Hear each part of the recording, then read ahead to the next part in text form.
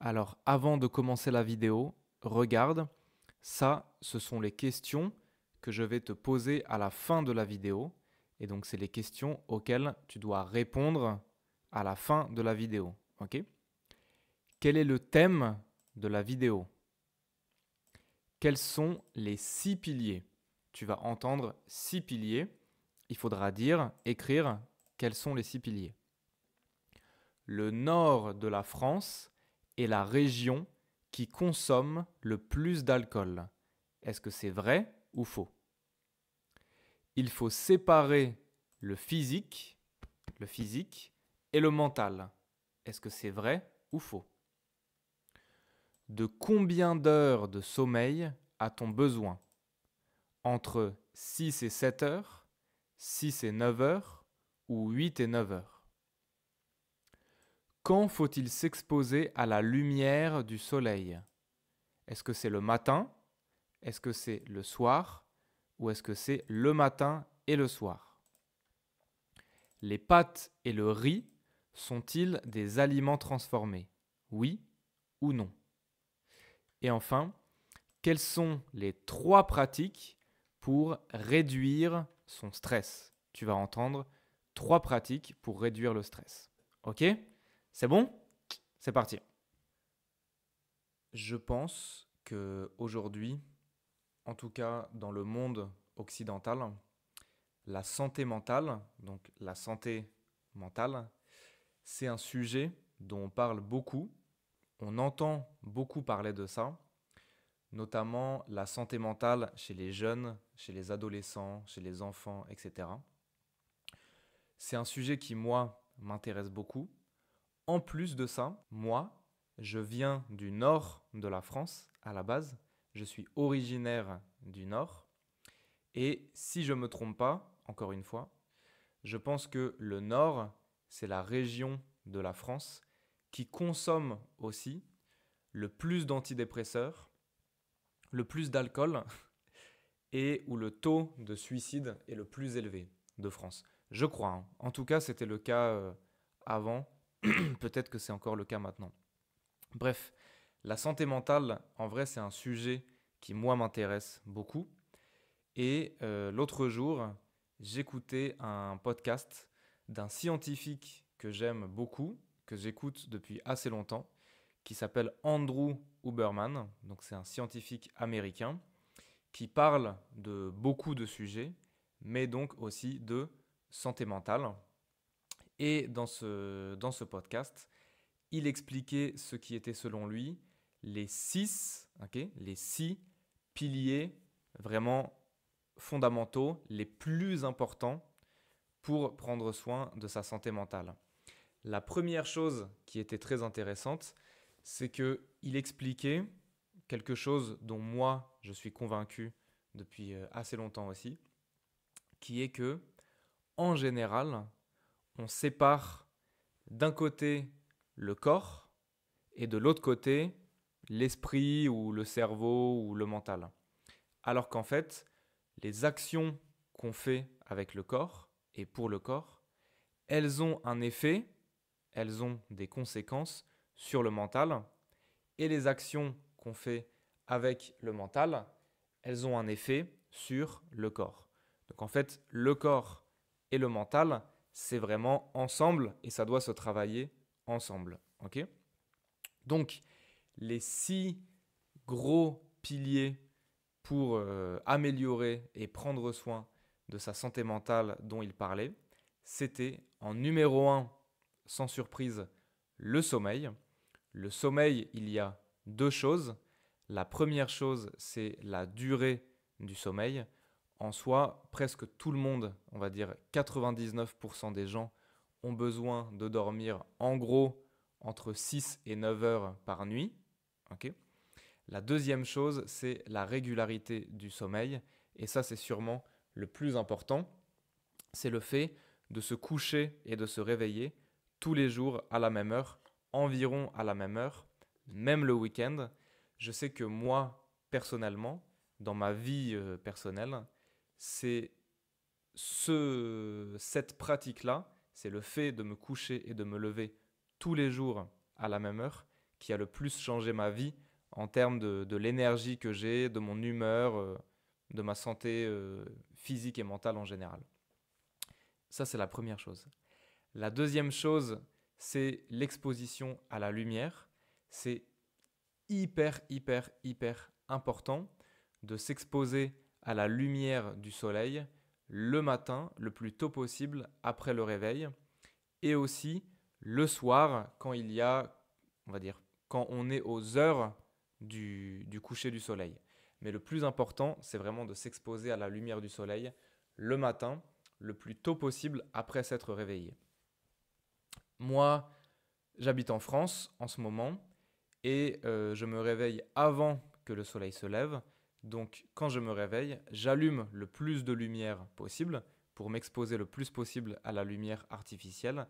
Et dès qu'il fait jour dehors, alors je m'expose aussi à la lumière du soleil. Ok. Numéro 3, c'était, je pense, la nutrition. Ok. Le fait de manger correctement. Alors, tout le monde a des informations ou des idées différentes sur ce que ça veut dire de bien manger, mais on peut quand même dire qu'il y a une règle fondamentale pour tout le monde, qui peut fonctionner pour tout le monde, c'est de limiter, de réduire le plus possible toute la nourriture transformée et hyper transformée. Et donc de manger le plus possible de nourriture naturelle, à savoir juste de la viande, des légumes, le riz, les pâtes, c'est des aliments transformés, mais pas trop transformés, donc ça va encore, ok. Du poisson, des légumineuses, tu vois, des lentilles, des pommes de terre, des trucs comme ça, etc. Donc ça, c'est le plus important, de limiter tous les produits transformés. Moi, personnellement, j'ai un peu une règle qui m'aide à contrôler ce que je mange, c'est de toujours regarder la liste d'ingrédients de ce que je mange. Et si je vois des choses que je ne connais pas, alors je ne mange pas. Par exemple, je vois acide ascorbique, acide citrique, E72 quelque chose, etc. Je ne mange pas. Ok. Ensuite, il y avait le sport, donc l'activité physique. C'est important de faire de l'activité physique. Le mieux, c'est tous les jours, que ça soit de l'activité physique type cardio ou de l'activité physique type plus, on va dire, résistance, comme on parle en anglais, à savoir plus type force, etc. C'est important d'en faire tous les jours ou au moins toutes les semaines pour faire monter son rythme cardiaque, etc. Ensuite, on a les relations sociales. Les relations sociales, on sait que c'est absolument essentiel pour avoir une bonne santé mentale. Ok. C'est plus difficile à quantifier. Comment tu peux quantifier le fait d'avoir eu de bonnes relations sociales? La règle générale, c'est d'essayer d'identifier quelles sont les relations sociales en général ou les interactions avec des gens qui nous coûtent de l'énergie et quelles sont celles qui nous font nous sentir bien, qui nous donnent de l'énergie, entre guillemets, et donc de privilégier les interactions qui nous donnent de l'énergie et de limiter celles qui nous coûtent de l'énergie. Okay. Et la dernière, enfin le sixième pilier, c'est la gestion du stress. Okay.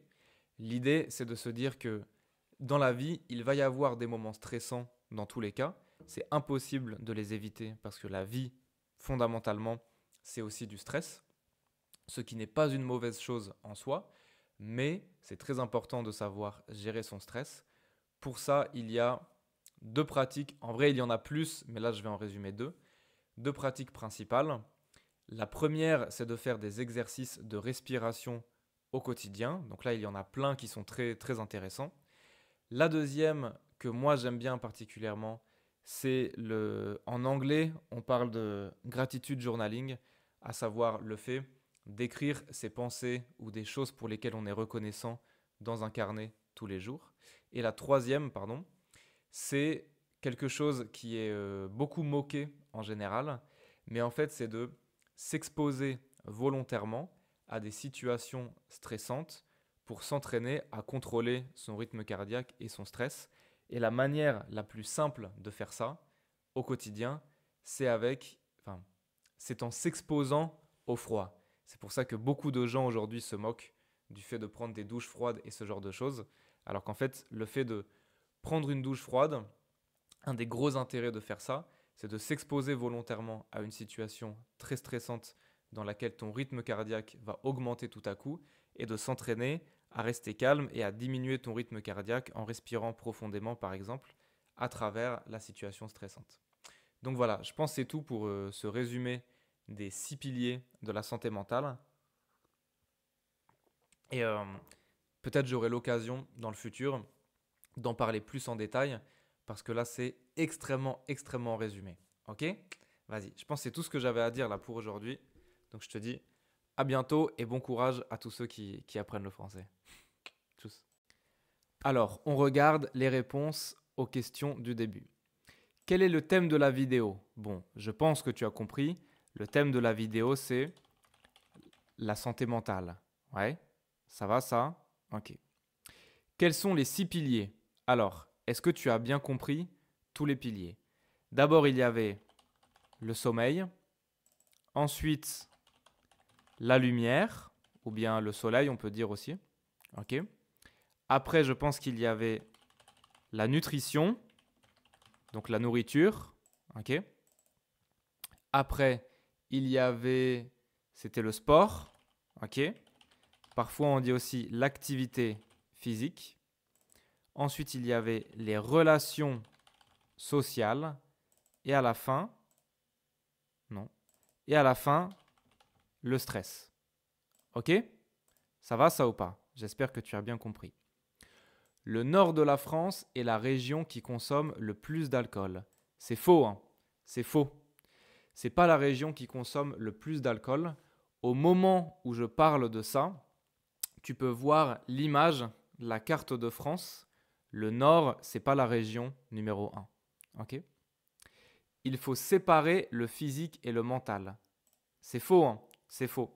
Je disais dans la vidéo, souvent on sépare le physique et le mental, mais en vrai, c'est bien de les mettre ensemble parce que le mental influence le physique et le physique influence le mental. De combien d'heures de sommeil a-t-on besoin? Ça, je pense que c'est facile.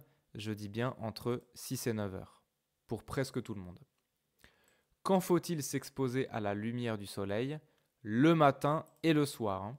Le matin, c'est le plus important, mais le soir, au moment du coucher du soleil, c'est aussi très important. Les pâtes et le riz sont-ils des aliments transformés? Alors je disais dans la vidéo, oui, ce sont des aliments transformés, même si ça va encore, ça va. C'est pas comme des bonbons ou des gâteaux ou quoi, ça va encore. Et quelles sont les 3 pratiques pour réduire son stress? Est-ce que tu as bien entendu? Alors il y avait, j'avais dit quoi? J'avais dit il y avait les douches froides. C'est pas, enfin douche froide c'est en numéro 3, ok? Il y avait douche froide ou bien en fait s'exposer au stress volontairement. Ouais. En numéro 1, c'était la respiration, donc des pratiques de respiration. Et en numéro 2, c'était, j'avais dit, gratitude, journaling, donc le fait d'écrire dans un journal, par exemple, des choses pour lesquelles on est reconnaissant. Ok? Voilà, c'est tout pour cette petite compréhension orale qui, j'espère, aura pu être utile et même intéressante peut-être pour certains. Tchuss!